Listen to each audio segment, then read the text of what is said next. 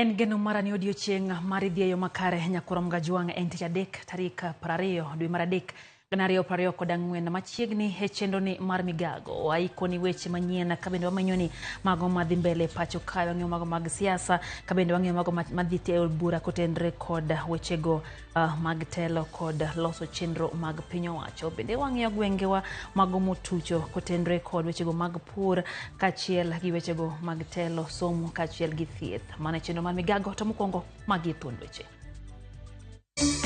Obila ma Nakuru ondhiyo ja ohala moro moyudi ka uso koth oduma mabandia. Obila mar jela mitudo gi nek mar jowetene 2 e gwenge ma Transmara oyudi kama ne opondo e bungu mamara. I'm the founder member of ODM. Go and count. Ukianza kuhesabu wale wa 10 ya kwanza mimi. Mane en governor Mombasa Ali Hassan Joho oramone nyinge nyaka bedie debe mar laro Comted piny Kenya e yiero mar 2027.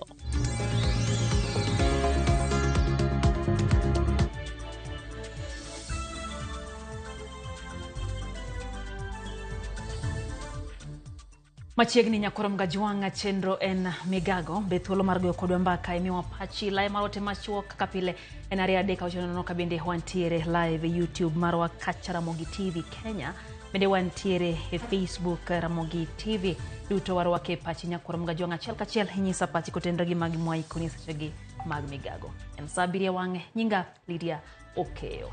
Apisa mago kwach kich e boma Nakuru omaka chich moro maitudo gi loso mbolea mabandia uso ne jopur e kaunti ma Nakuru, Kericho kod kaunti ma Bomet. Apisago no monjo katimo halano mantie Njoro e kaunti ma Nakuru kendo mako paket mag kodhi mag oduma mabandia maromo 34,700. Ogunde 18 mag oduma kod kothe mamoko. Achiel kuom achijego, Stephen Gisharu osebedo katimo halano. To proedi ne uso kothego ne jopur dino yudo hala maromo siling milion 10. Duol marango chal mar kothe kod cham kefis okwo jopur mondo mi obed motang' e kinde nyiewo kothe e pachoka. The packets, zile packets za kuweka ile mahindi zile za 2 kg 34,780. Sasa ukijumulisha hizi packets na stickers na hiyo mahindi yote angeuza in the market ange make 13 million Kenya money which is tax free, counterfeited na mambo hiyo ingine yote. Now makaratasi ile tulipata na ile ambayo Kenya Seeds wanatumia haikuwa na tofauti yoyote, lakini kuna hii sticker. Hii sticker is counterfeited ambayo imeprintiwa na inawekwa kwa hiyo packet. Hiyo drum ni mashini ya kumix. Kwa hivyo mbegu inawekwa hapo ndani na inawekwa dawa alafu inakuwa mixed. Mbegu ikitoka unaweza fikiria tu kama mkulima ni mbegu iko sawa. Lakini vile tumeweka mikakati, kuna sheria ambayo inaitwa the Seeds and Plant Varieties Act. Huyu mtu alikuwa anatengeneza mbegu gushi za ile variety ambayo inapandwa sana katika mahali. Inaitwa 6213. Tukashikana na DCI na watu wa Kenya Seed, ndio kiwa na support ya County Commissioner na tukaweza kushika huyu mtu. Jagoro mongirore migao mar somo Belio Kipsang' koni jopuonjre mag skunde wuoyi ma Kapsabet manyicha yudo hinyruok e masira mar apaya dhi nyime kod yudo thieth. 4 kuom jopuonjregi ne otimnegi bero kama moko to osechako dok pacho achiel kachiel. Masirani mano oting'o ji 63 noweyo ji 2 kowito ngimagi. Achiel japuonjre tachiel en japuonj.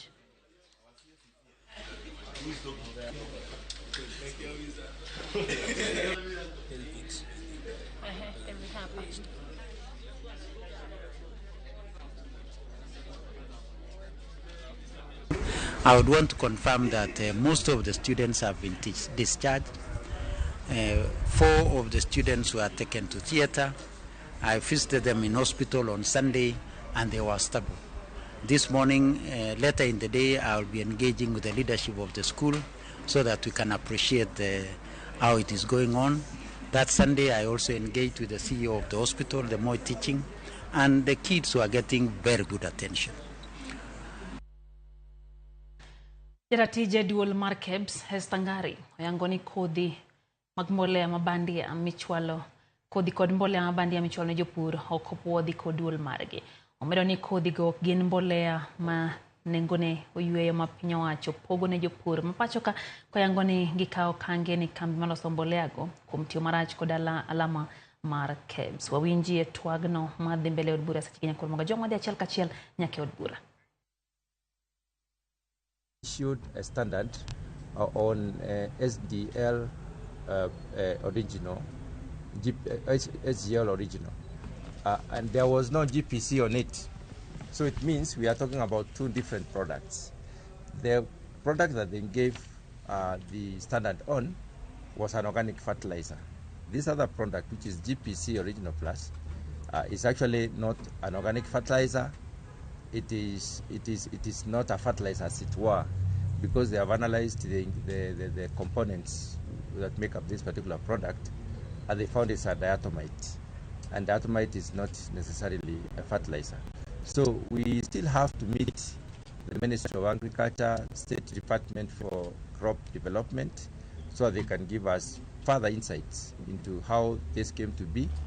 And we shall also be meeting the National Cereals and Produce Board, who have been distributing this particular substance across the country, that we may be able to know how they got into the distributorship, how the clearance process was, and then we finally will meet the manufacturer, who will tell us how he went about all this. But right from the onset, it appears like a fraudulent business, because the manufacturer seems to have gone out of his way to do and distribute a different product from what was licensed or what was standardized, given a standard by the Kenyan Bureau of Standards. So the committee has been listening to them, and we've been asking them questions, and we've been able to establish that we are talking about two different products.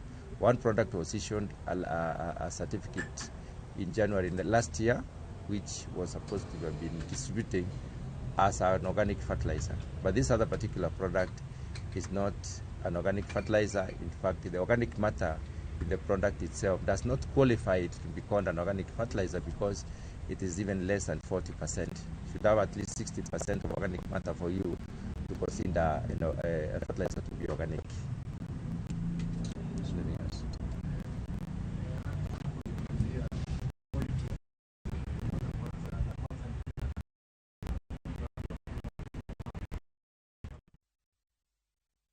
Ramogi mwana konyo entwak madhe koten regeti monondro ne kothe mabende hechech ne gin kothe mabandia wabro nyisi mago motenre kod wachno bange.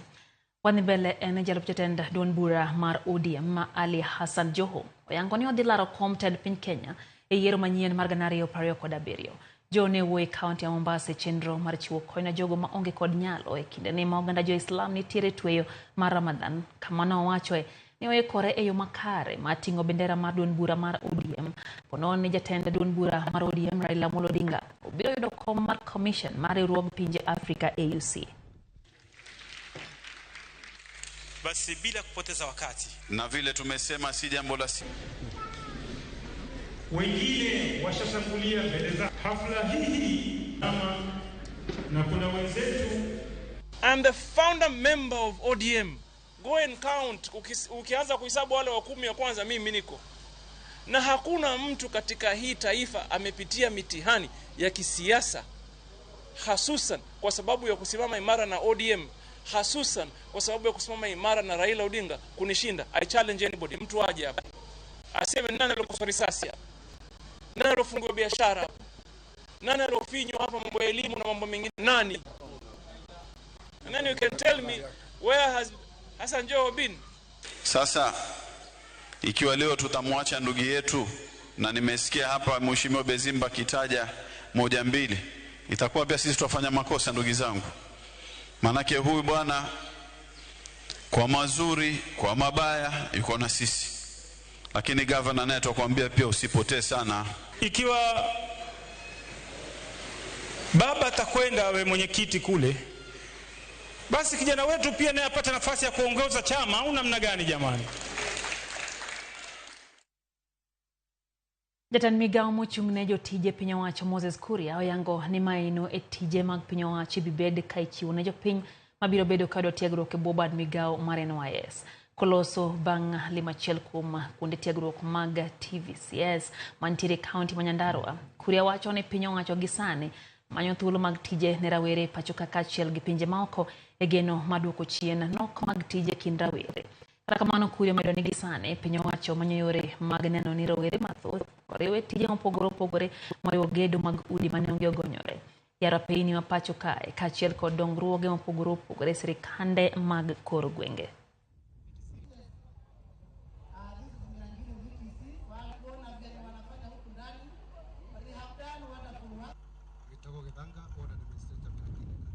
Kwa muda mrefu serikali ilikuwa ikiangalia pale juu, university, pesa yote inapelekwa university, pesa yote inapelekwa hiyo makoleji ya huko. Watu hapa chini walisahaulika, na ndio tukasema na rais tutafute mbinu mpya ya kuhakikisha kwamba hawa watoto ambao wananufaika na hiyo masomo, tukiungana na serikali zetu za kaunti, tunaweza kupatiana mafunzo kwa watoto milioni 2 katika hii taifa letu la Kenya. Mimi mwito wangu ingekuwa ningekusihi wewe kama kijana uko hapo, polytechnic ziko yako. So mimi ningekwambia ujitume, kama ni kuingia uingie. Hatuendi sana, hatukai sana, just for 1-2 years. These courses are very marketable because with the current market we do import the clothes, the internal, the countrywide. Kila mtu lazima atavalia the garment, being the rich or the low class. So the course is very marketable. We find that the choirs, they have to wear the uniforms, the scouts. Piny Amerika ebore uruok mara USAID ochiwo sir mar taulo mag riamaro malofu 171 na piny Kenya makori biro chwale skunde mag primar duto mathurka.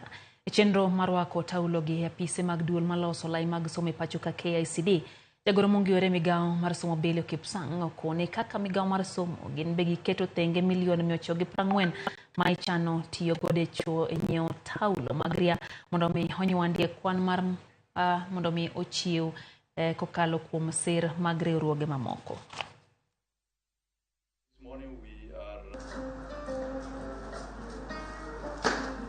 Interventions in form of the projects like Tusome. The government of Kenya has set aside 940 million towards the sanitary tiles program. The sanitary tiles intervention is required to address the needs of many girls at the menstrual age in schools whose greatest challenge is absenteeism in schools as a result of what they are going through as our girls. The United States government is determined to help change this reality, and today's donation of 171,000 sanitary pads to the Ministry of Education is an expression of that commitment and just one part of our broader efforts. Jodite sekta mar somo gwenge maboma choge Borabwe County makisiko ya mondo miyo kete ong'ala manyime somb jopuonjre mayudre mier mondo mekik gigam remo kata tiyo gi yedhe mameroji kagilose gwenge ma Kenyenya kinde nyasi mar jolosom nyithindo ma ok anyuola mochando. Jadubra magwengo Badia Barongo owacho ni omako motegno som nyithindo mochando kata obedo ni gikalo ya chiedh nade mar nok mar omenda e udi. E kinde nyasi no jopuonjre mathoth mawuok e familia mochando noyudo omenda mag siro sombgi manochwal negi e yor CDF. Riwruok mar jopuonj mag Kupet bende otiyo kod thuolono e nyiso duol mandiko jopuonje pacho kae TSC mondo mi oting' malo lwasi mar jopuonj kata ma jopuonj tiye e skunde duto mathur kae.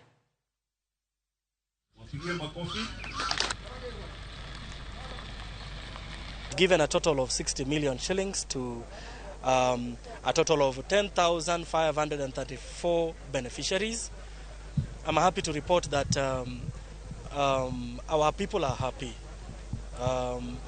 The number of beneficiaries this year has increased 24% compared to last year. Last year we had 8,501. This year we've had 10,534. We had a very simple criteria of trying to assist students who are orphaned total orphans by giving them a total of 10,000 shillings. This time round, most of those who were supposed to benefited. I would like also to urge, and this one should go to the Teacher Service Commission, because as leaders in the union, recently we were able to complain to the Teacher Service Commission about the promotions that were done. And Teacher Service Commission pulled down the list of those who were promoted because it was an effective list. And because the union, we have to stand with our members, we agreed that that list be made clear so that those who are promoted, their sub-counties, their counties should be captured. But up to now, nothing has been done. We're being told that going forward, they will be receiving letters. Those who have been promoted will be receiving letters. We're also reading malice.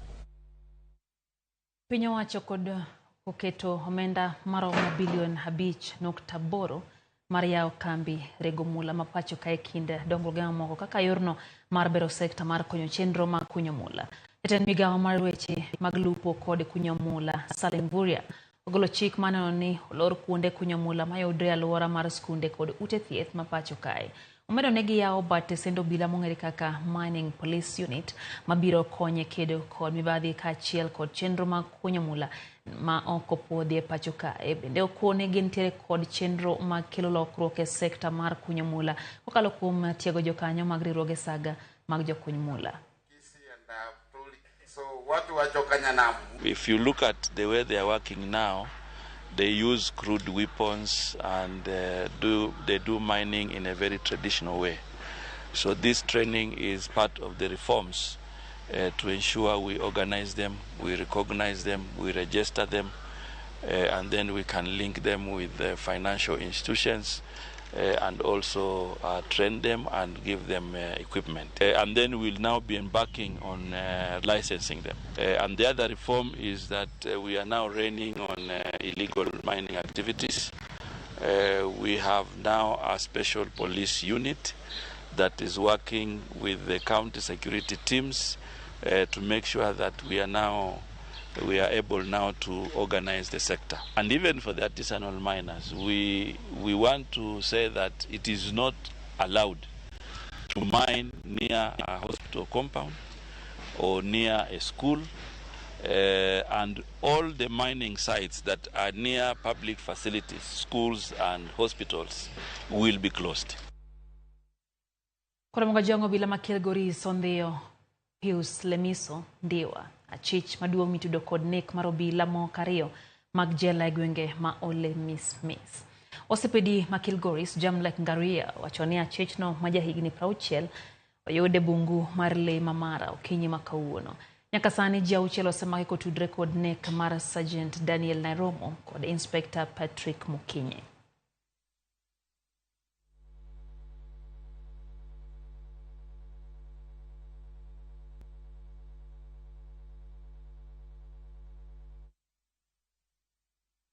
Teri nyake county ma Migori kama governor wa Migori Ochila yako se opinyo wacho mamalo kuom deko chwalo ne counties omenda kowacho ni ma osethiro chenro mag dongruok gwengego ma pacho kae. Kolose kinde chenro mar chwalo kodhi ne maloyo jopur 16,000 e county ya Migori. Ochilo koni deko mar opinyo wacho chwalo omenda ne counties thiro chopo singo mane governors oketo ne jopiny.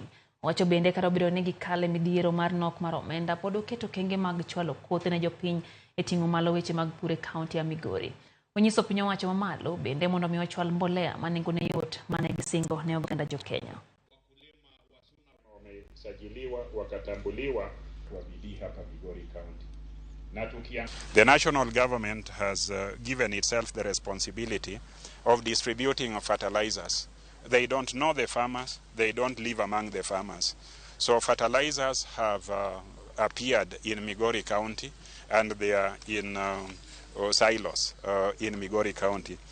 These fertilizers, just like you saw in yesterday's news in Nakuru, we do not know the farmers who are collecting them, because we know the farmers and you saw some of them here. We want to encourage the national government to let go of agriculture, the practical aspect of agriculture, wache hiyo nafasi so that we encourage the agrovets and all the people who deal in seeds and agricultural input, they stock it. Weche ariyo makwedo chike ma ochiwo okumba manyien mar thieth dhi nyime doho ka buchego iwinjo gi jal buche Alfred Mabeya, Robert Limo kod Freda Gathiru Mugambi. Okinde mochung' ne riwruoge makwedo chikego koni gidhi ataro mar katiba kod ratiro mar oganda jo Kenya. Buchego ochwal e doho kod Joseph Enokaura, riwruok mar lakteche KMPDU, riwruok jotij piny owacho, riwruok mong'ere kaka People's Health Movement kod riwruok mar Johanda Swekra. It owns that this coverage in NHIF represents paragraph 9. Paragraph 9. Yes, NHIF coverage. Correct, my lord. NHIF coverage in the informal sector, which represents 83% of the total employed individuals in Kenya, is challenging for various reasons. And I pause there. This informal sector comprises the largest workforce in this republic. It is 83%, meaning the category of so-called formal sector is a bare 17%. And it's this 17% that has been bearing the financial burden. Here, it says very clear that you will not be able to access, I quote, such registration contribution is a precondition of dealing with, page 113, subsection 5 at the top is dealing with. So I want to go pay my rates for my property, and I'm being told, Tiri, they're showing that you're not registered. Social health. I'm sorry, you cannot pay. But these are my rates, I'm paying for my property. No, that's what the law says. And then you say, but I'm registered. Oh, you're not up to date. That's what it says here. Accessing public services from the national government, county government, or a national or county government entity. I want to fly out. KCA tells me, shows that you cannot fly out. That's what the petition is saying. My freedom of movement has been curtailed. This is irrational. How? What is the nexus? There's nexus between healthcare and my accessing, say, for instance, Arthur House. That is a lamentation, that this is overreaching.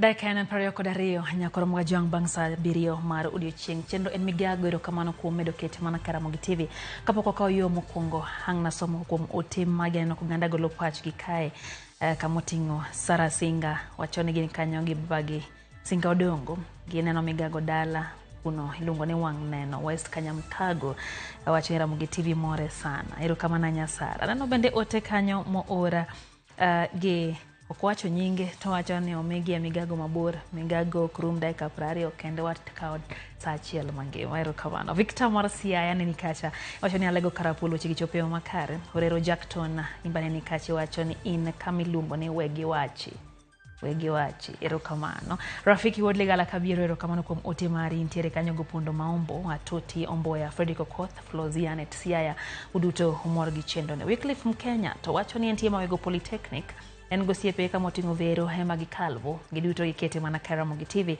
Ogutu Jona to wacho ni en engineer mar Cypher Drills Nairobi wacho ni weche gichopo ne imara daima heyo makare medruok mar masnya mag ndara e Kenya kae mowacho no buoge NTSA uduogi e ndara nikech traffic ma Kenya to tijigi en mana choko pes breakfast lunch gi supper mano pacho Ogutu engineer Mwalimu Jael mar Migori County wacho ni entiere kod chendo mar migago erokamano kuom kete mana kae David Oda to wacho ni o support Joho 100% mar chung kendo laro content piny Kenya Harriet Smart Move wacho kacha ni chendo chopo ni maber kaine gwenge mag Rinya Awendo kada no bende Samuel Nyakwar Olweny wacho ni kanyo gochieng' Wuoda Hero Karo Nyar Rungo Kantie Sirima George Abuste Emerald Rugby kato gi Minzonia oyo matin man migago metudi kodwa wantie live machuok kacha riade kochono ka bende wantie live Facebook YouTube marwa duto inyalo kete pachi waduogo mandaka machuok kikidhi mabor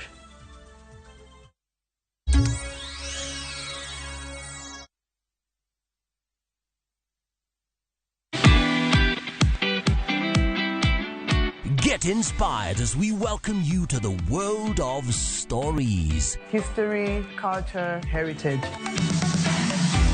Afrimax brings you stories that turn dreams into reality. Stories designed to connect you with people and give a glimpse of African sounds.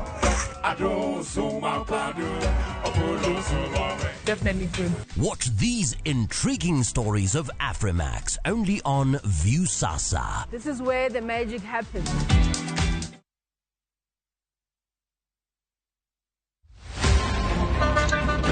Tuanze kulipa kadi sasa, na kadi ni cashless. Umesema tunaweka pale? Yako ile namba. Mimi niko na cash. Nisaidie do na namba yako ya simu. Nakusote. Kain jawuoth mar matatu e safar machiegni kata mabor. Non kendo yang ni chulo fare mari kokalo e yor mbui. Non ane ka yudo risit mari e simbi. Kama sira ujuki kendo idwaro ni ochuli gi kambi mar okumba. Risit mari kata digital receipt eneno mari ma ibiro golo. Kain wuon matatu dwarore kokalo kuom okumba mari mondo ibed gi yore mag chudo kokalo e lony manyasani. Mondo matatu mari oyud okumba. Mambo ni digital. Tudri gi jal ma uso okumba mondo ing'e mathoth.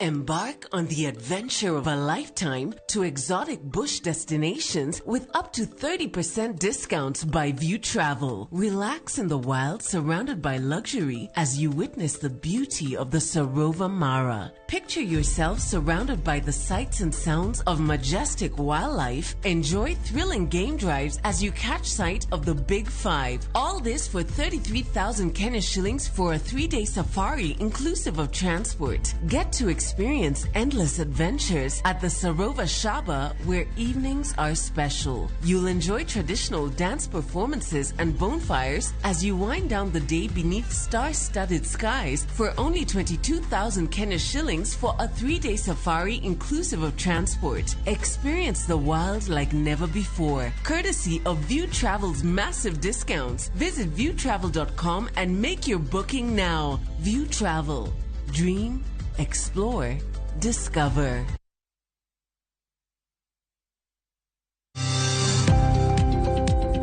Ohala gi mwando. Wakelo ni jolony e weche ohala. It is important mondo wan kaka joluo wabed gi dongruok. Wafwenyo ni adiera matut mag timo ohala. Tijni kidwa time en mana mashin mar luoko to gi kuminya yude pi. Wawuoyo e wi yore makare mag timo ohala. Kisechopo level mabedo brand, onego bed ni gimoro amora mitimo en gima timo ang'o makelo pesa. Wakonyi dongo handi ka wamiyi yore mag kano mwandu.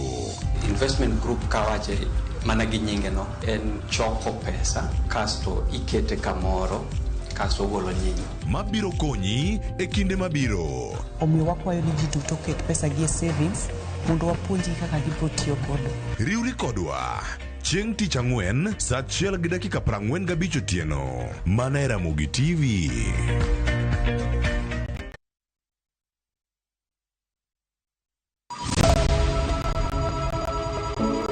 Wuoth mar manyo chang. Wawuoth e piny mar thieth kokalo e wang' jogo mosedake. Thieth sani nitie Kenya ka, dakteche nitie, masinde nigo mwanyalo thiedhi michangi. Kata ibed jachiw thieth, kata mana jalno madwa ng'eyo gik matimore e sekta mar thieth.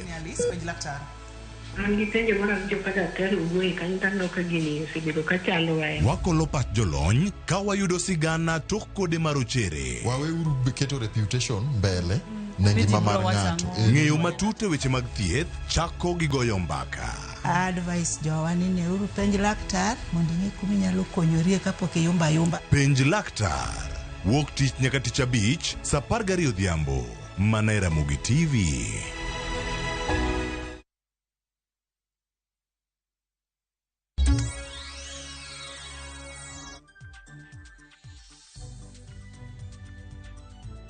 Machiegni kendo nyakoro mgaji wang'e chenro en migago wadhi mbele gi weche manyien. Komiti manarita e gwenge manyandwat ma ugwe ogolo siem mager ne apisas magarita mapodo tudore kod ohand uso kong'e ba Garissa kendo nyisogi ni biro riembi e tich. Komishona magweng'no John Otieno wacho ni chenro mar sirikal mar kedo gi kong'o ma ok opwodhi kod yedhe mamero ji ithiro kod apisas go ma ok chiw ripot maling'ling ewi jogo madhi mbele kod tich e kuondegi mag math. Otieno omedo ni oseyudo nyingi apisas go to koro odwani komanda mar obila makono okawnegi ondao mager kalore kod chik manogol kod migao mararita.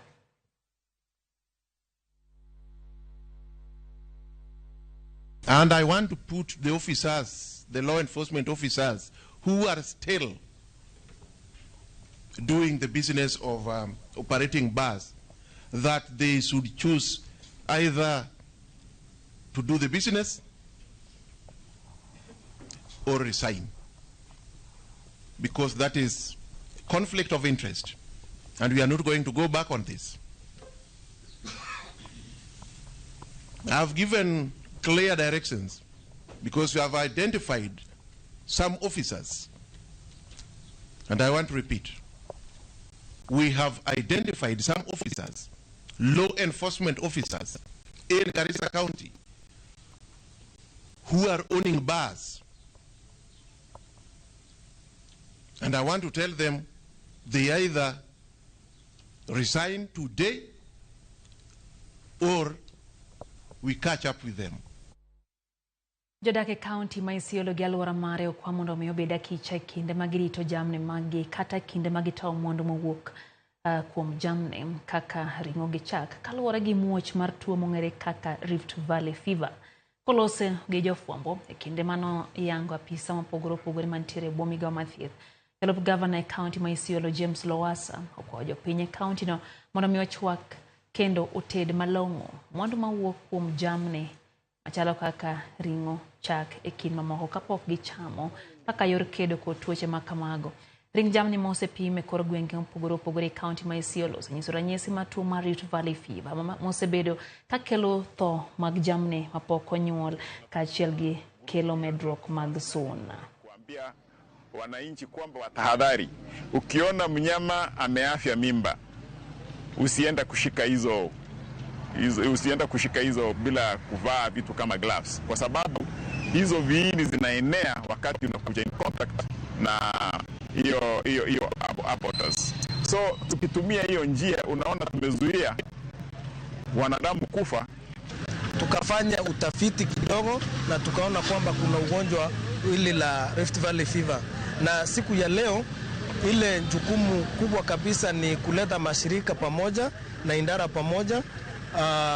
Tukuwa na wafadhili wetu ambao ni AMREF kama vile mnawaona hapa, Action Against Hunger, ACF, tuko na VSF, wote wamekuja kutusaidia ndio tuweze kwenda pale mashinani kuhamasisha wananchi wetu. Mwaka ya 2020-2021 tuliweza kupoteza watu 7 kupitia ugonjwa unaitwa Rift Valley Fever. Lakini kwa wakati hiyo kutumia idara ya afya pamoja na veterinary tuliweza kuhakikisha kuwa haijaenea. Siku karibu hiyo ugonjwa pia baada ya kuchukua samples, kwa sababu tunafanya surveillance, tulipata samples ambazo zilikuwa positive kwa wanyama, lakini bado haijakuwa positive kwa binadamu. Jodito mantiere sekta mopogore opogore aluora man nam Naivasha ochiwo luoro kaluwore gi medruok mag taka ma oganda osebedo kawiti aluorano maduto pi ywero nyake nam ma Naivasha. Kaluwore gi joditogo, taka moko ma ojawiti otimo kwiri manyalo kelo tho mag rech e nam ma Naivasha. Mar geng'o midekre ma kama, sirikand kaunti ma Nakuru osechako chenro mar yawo kuonde ma pi taka kale e kuonde ma ji odakie ka koro gimedo manyo joket mwandu manyalo gundho lope mag thidhia. Dwaro ma kamagi bire kinde marech e nam Naivasha bende ne oselandi ni ok ber gi ngima dhano kaluwore gi taka mathoth. Hii maji ikiwa stagnant inasababisha kunakuwa na magonjwa mengi, kunakuwa na mosquitoes, then we are not provided. Najua saizi hakuna mtu anakuja kwa manyumba na provide na maneti, so inasababisha kunakuwa na magonjwa mengi, but as for now tunaweza drain inatembea, so magonjwa yanaweza pungua. Hii maji ikifika pale lake inaweza kufanya ile maji pale inakuwa chafu sana, in which pale kuna wanyama ambao pia vijana wetu bado wanaenda wapi? Wanaenda pale. So ingeleta ugonjwa mwingi sana ambaye ingeepukika hapa Kyoto mostly, because ukiangalia Kyoto it's a small town lakini iko na watu wengi. The dirt that we have collected from these drains is in terms of megatons, because it is so bad and the smell is horrible within this area. One thing that we must state very well, that if this drain is not managed, if this dirt is not managed very well, we shall have this effluent heading to the lake. If this effluent heads to the lake, then we shall be talking about fish quality going very bad. So tunashukuru kwa sababu hii maji hii drainage ikikuwa cleaned, hiyo shida itakuwa imeondoka. Nyakora Mugajuang bende gisewinjo sigand gweng' ma Kurando mayudore Kisumu e chenro mar ng'eyo wa kawuono wamenyoni nonro mar gweng' ma Kurando kaka ikelonwa gi jafwambo marwa Millicent Adhiambo.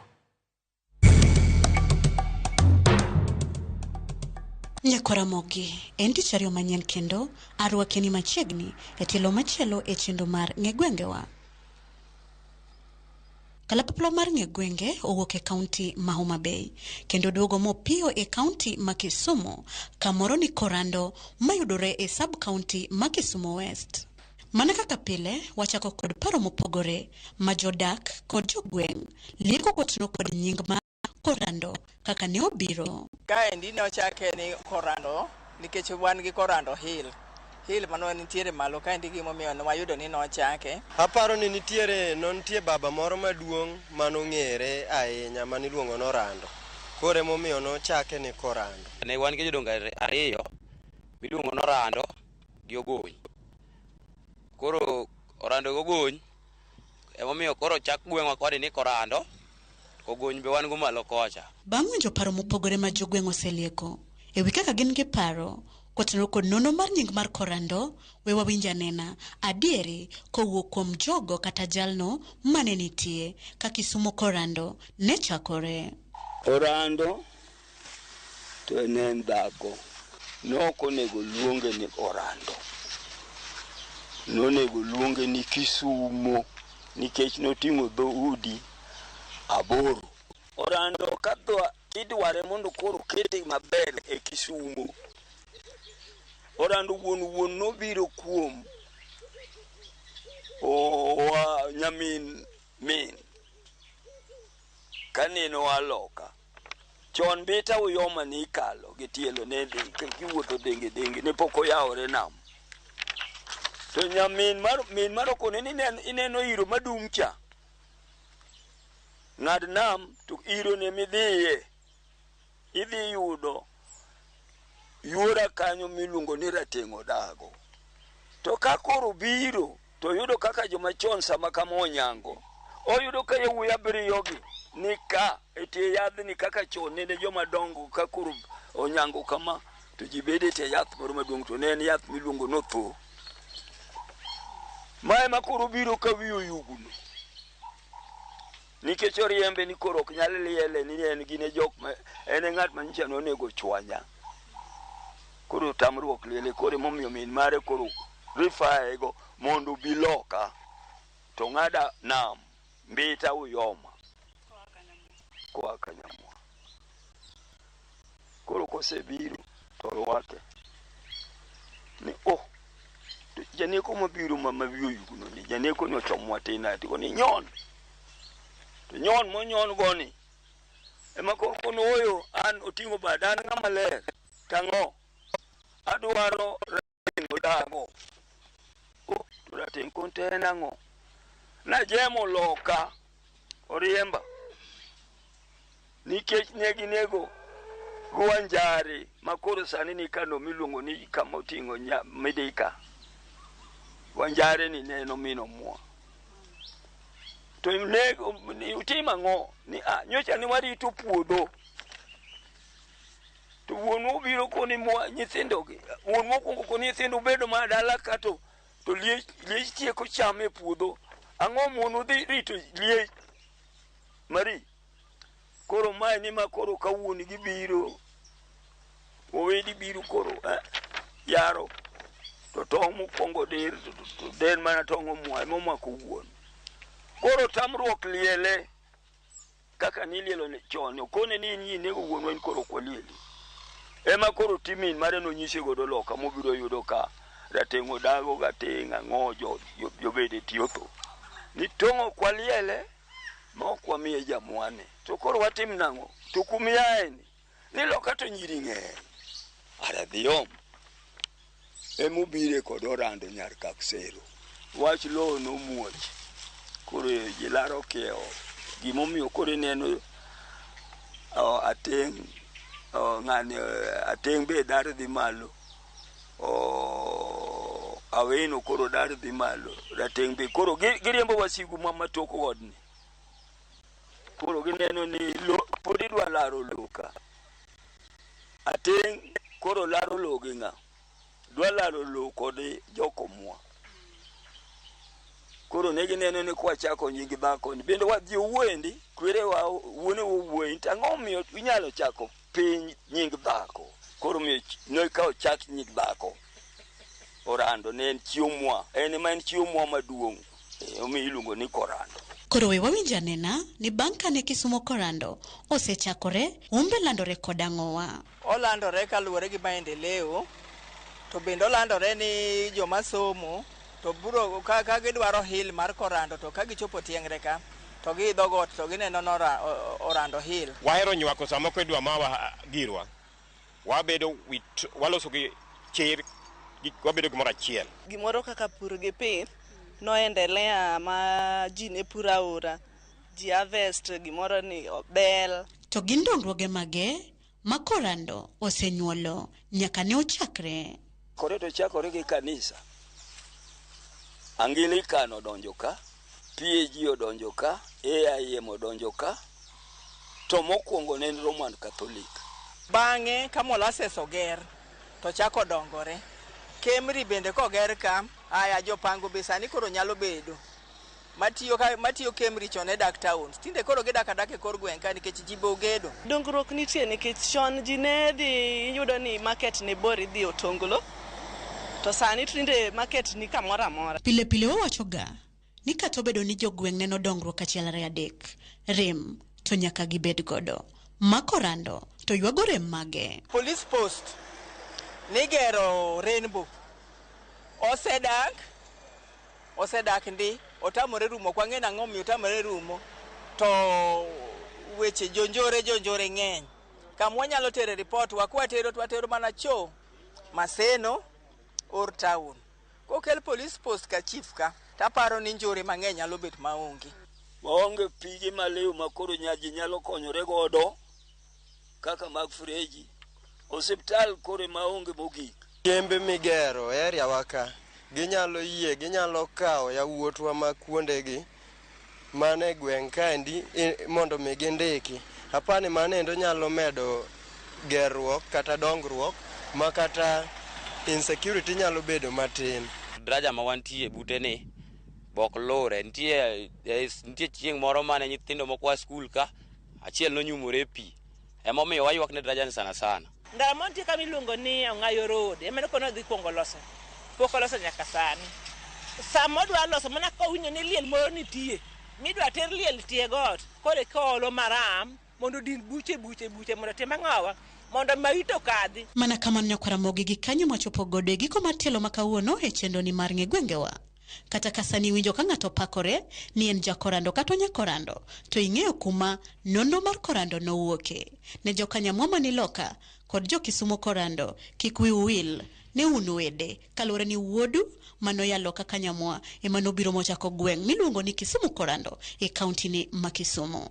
Kao kamano oriti masani warom kendo juma manyien seche machalo kod magi mana ka kelo ni nonro mar gweng' machielo. Nyinga Millicent Adhiambo.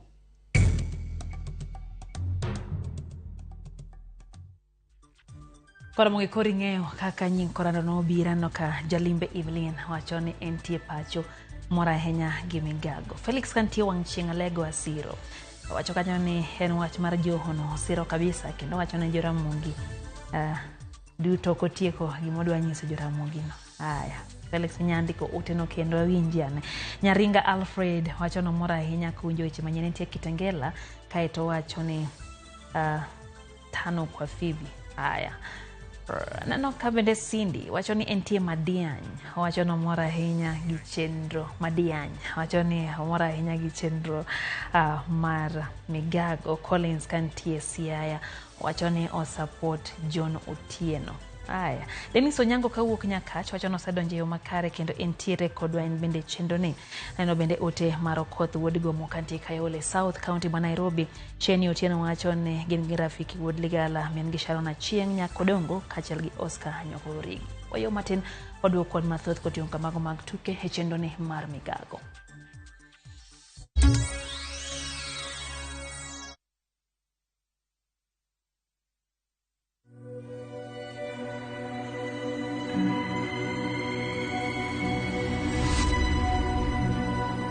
People come to me and they say they get discomfort when they have ice cream.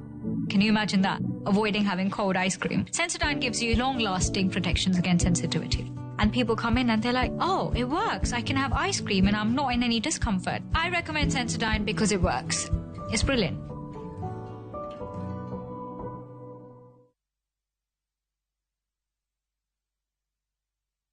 Tinto itikomanya na bongo tena kirengaki. Eseki. Asenye nja sobu kimebwana eno wengenjo mono. It's a love story like no other, where jealousy and pretense are obvious between Pragya and Suresh. We bring you Kumkum Bhagya in Kisi. Wow. Watch the drama unfold as Pragya is set to marry another man. Muswati omuntu aromu yakombwa ani mambi nochote bumusani onomu yakombwa nandi mambi ende nochote byamate ani nenkia. Watch this beautiful love story of Kumkum Bhagya in Kisi, only on Viusasa. Dial *487*1# or visit viusasa.com to renew your subscription. Wanchimbwa maiso ko mia yetamanyaini.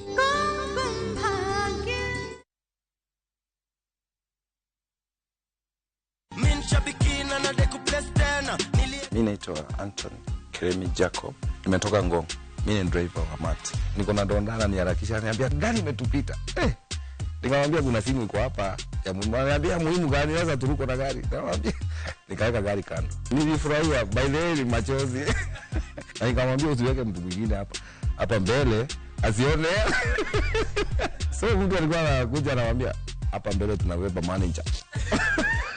Nilikuwa nataka kufungua ka business, kuna wife wako home, hata yeye atoke kwa nyumba sasa tupatanange jioni. So Shabiki imenisoti. Shabiki Super Jackpot, ni time yako. Mina dai wote twenda hivi. Not for persons under the age of 18. Shabiki.com is authorized and regulated by BCLB license number 587.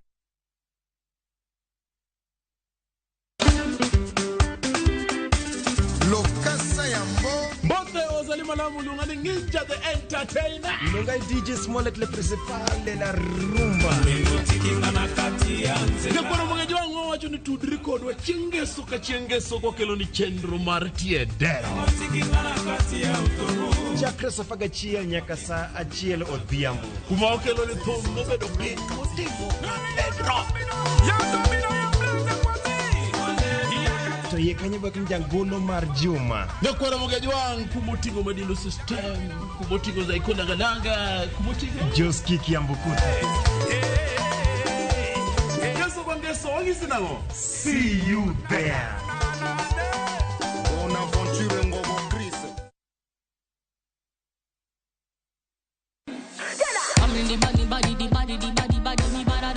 Kick by winj mit mar thum kendo imiel radar. Kik od belo bay. Belo number 1. Gi twak mamulo rowere gi oganda duto. Ka in gi nyako ma tiyo, oneno mbele mayot moloyo nyako ma okusomo. Wakelo ni jongolo mopogore opogore.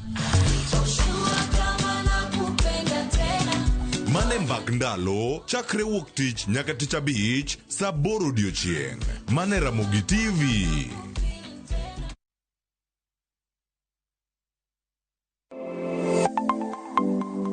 Chenro ka chenro en wuoth makende, kama jopiny nyiso kit pok mopogore opogore. Fundi Weche, software developer. Gibedo gi lek mar timo duto mondo ginyis chia margi. Okoyot kiterori kendi gi passion no ibro nyalo. Rom gi jogo moseloko pok margi obedo kaka yuto margi mapile ka pile. Ma oloski rabolo be. Iye ka en raffia grass to ko ka en rabolo. Tudri kodwa ka wamenyo kit pokgi kendo wanyiso kaka ng'ato ka ng'ato nyalo loko pok omiye yuto. Talanta mare ng'ato ng'eyo pogore but mare ma Nyasaye omiyi nyaka itigo maber. Magi duto iyudo mana e chenro mar pok opogore. Kwanza duoko ni Ramogi TV erokamano miyo aneno pogruok. Chieng' tich ang'wen ka tich ang'wen saa 2 okinyi mana e Ramogi TV.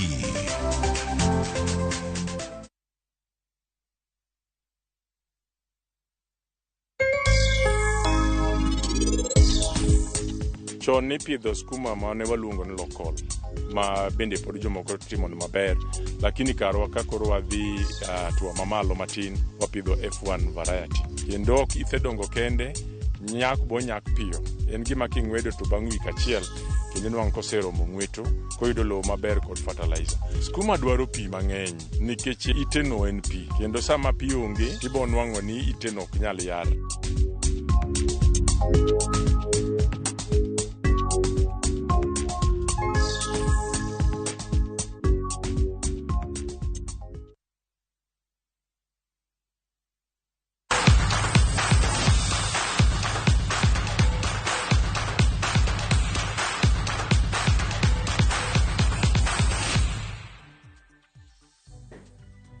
Machiegni mago mag tuke nyakorom gajuang. Tim ma Kenya mar jotuke adhula ma hikgi ni piny mar higni 20